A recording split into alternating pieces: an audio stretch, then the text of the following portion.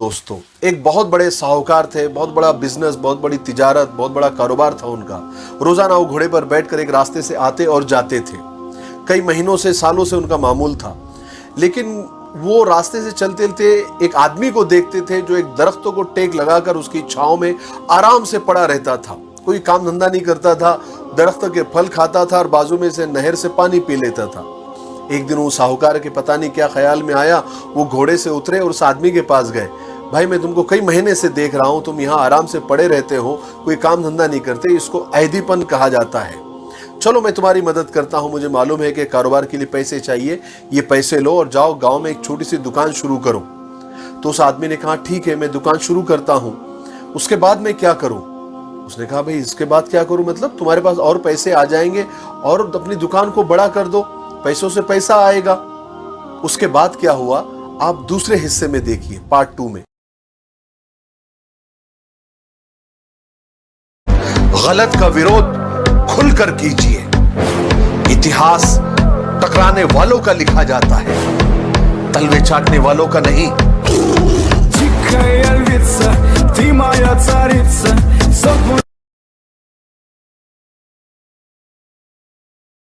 चार दिन भी कोई निभा नहीं सकता जो किरदार बाप सारी जिंदगी निभाता है। बात समझ में आई?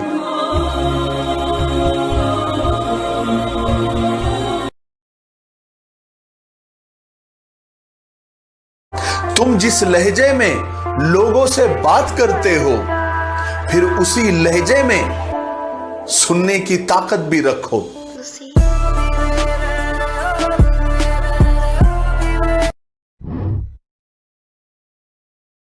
अस्सलाम वालेकुम दोस्तों। एक आदमी को अंगूर बहुत पसंद थे, उसके बहुत फेवरेट थे। एक दिन वो घर आ रहा था, कई अंगूर दिखे तो उसने खरीद लिए, घर पर लाकर थैली रखी और थोड़ी देर कुछ काम के लिए बाहर गया। वापस आने के बाद अंगूर खाने के लिए मांगे तो घर वालों ने कहा, वो तो हमने खा लिए। कहा कि मेरे लिए कुछ भी नहीं छोड़ा? कहा कि नहीं, हमें नहीं पता था, हमने खा लिए। उस आदमी को बड़ा धक्का लगा।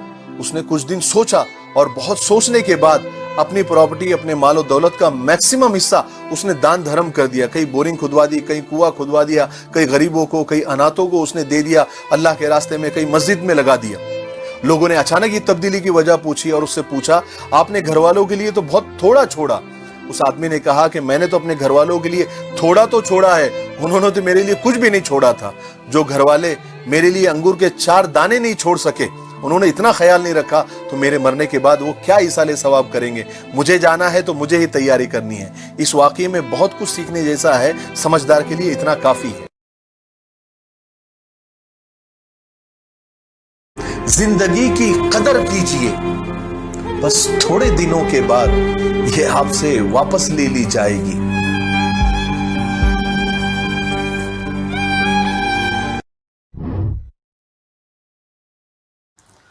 अस्सलाम वालेकुम दोस्तों, आइए मैं दुआएं कबूल होने के 10 ऐसे परफेक्ट टाइमिंग आपको बताता हूं जिसमें कबूलियत की घड़ी होती है।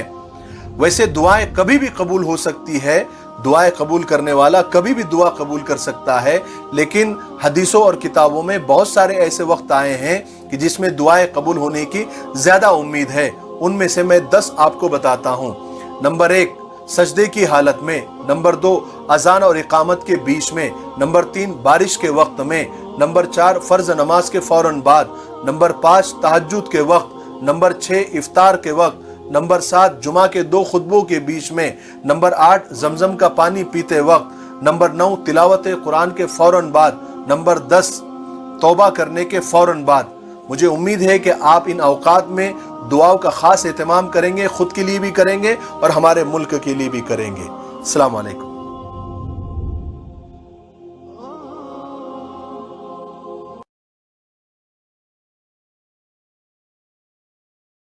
औरत बहुत बरकत वाली होती है, यकीन नहीं आता? अपनी मां को देख लो।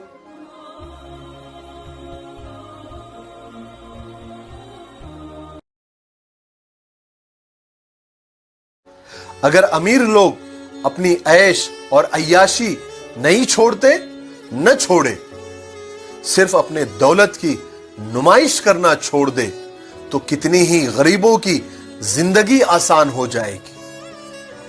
है ना सही बात?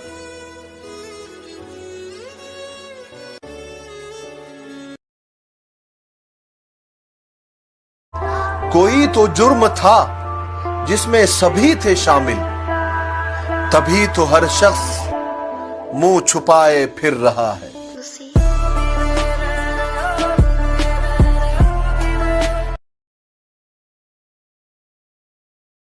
सिर्फ मोहब्बत को ही लोगों ने बदनाम कर रखा है, वरना धोखे तो लोग शादी के बाद भी देते हैं।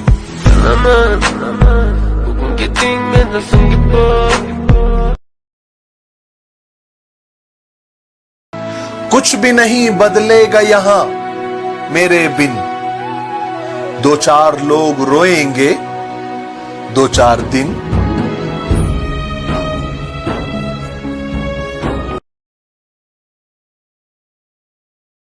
अपने जज्बात, अपनी फीलिंग वहीं पर बताया करो जहां पर उसकी कदर हो, वरना आंखों से बहते हुए आंसू भी लोगों को पानी लगते हैं।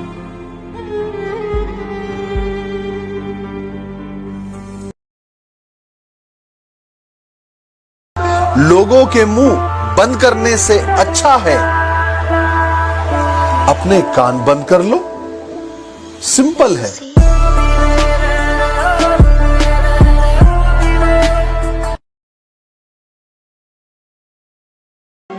सीख लो अब आंखों से मुस्कुराना साहब, होठों की मुस्कान तो मास्क ने छीन रखी है।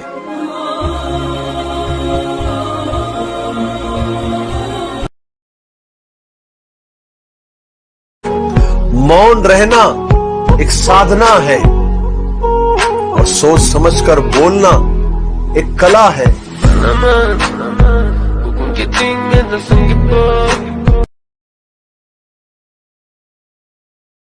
मुलायम हाथ, लहराती जुल्फे, अदाए बेमिसाल और झील सी आंखें, वल्लाह सिर्फ कत्ल बाकी है, औजार सब पूरे हुए।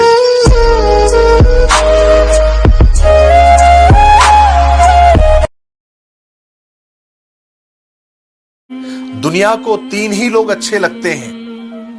पहला जो मर गया, दूसरा जो अभी तक पैदा ही नहीं हुआ, और तीसरा जिनसे वो आज तक मिले ही नहीं। बस यही तीन लोग दुनिया को अच्छे लगते हैं। इसलिए अगर जिंदगी में आगे बढ़ना हो तो लोगों की बातों की परवाह मत करो, आगे बढ़ते रहो, बढ़ते रहो।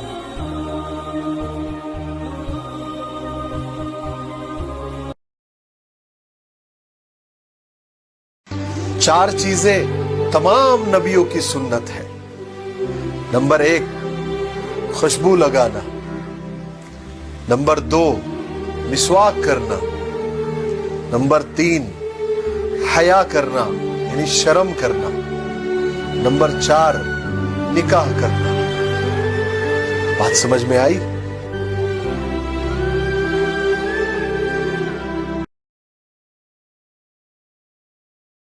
बात में वजन पैदा करने के लिए आवाज का ऊंचा होना जरूरी नहीं होता, बल्कि बात में सच्चाई का होना जरूरी होता है।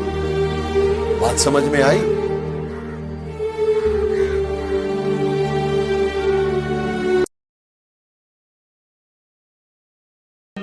थोड़ा कम थका ऐ जिंदगी, मजबूर हूं मजदूर नहीं।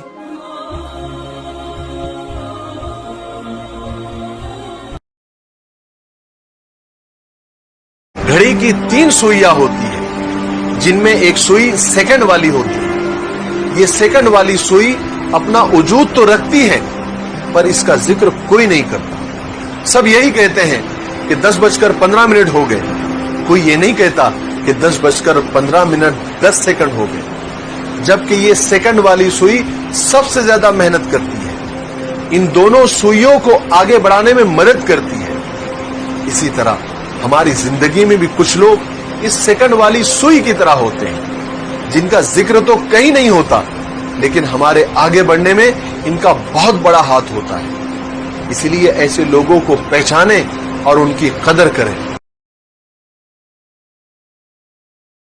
दूसरों को अपने बारे में सफाइयां दे देकर अपना वक्त बर्बाद मत किया करो, क्योंकि लोग उतना ही समझते हैं जितनी उनकी औकात होती है।